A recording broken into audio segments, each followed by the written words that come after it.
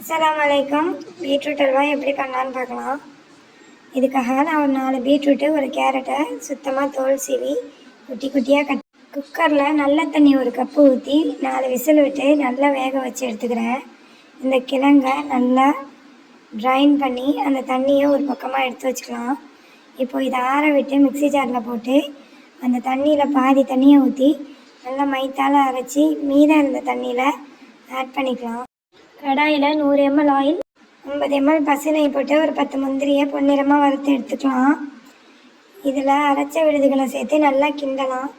இதில் பச்சை வாசம் போனதுக்கப்புறம் ஒரு 3 டேபிள் ஸ்பூன் கார்ன்ஃப்ளவர் மாவை பச்சை தண்ணியில் கலக்கி இதில் ஊற்றி நல்லா கட்டிகள் விடாமல் நல்லா கிண்டணும். இது கொட்டின ஸ்பீடுக்கு கெட்டிப்பட ஆரம்பிக்கும். கைவிடாமல் நல்லா கிண்டி 5 டேபிள் ஸ்பூன் சுகர், பசு நெய், அப்புறம் நம்ம பொரிச்சு வச்ச நட்ஸை கார்னிஷ் பண்ணி இறக்கிட்டா சூப்பர் பீட்ரூட் அல்வா ரெடி.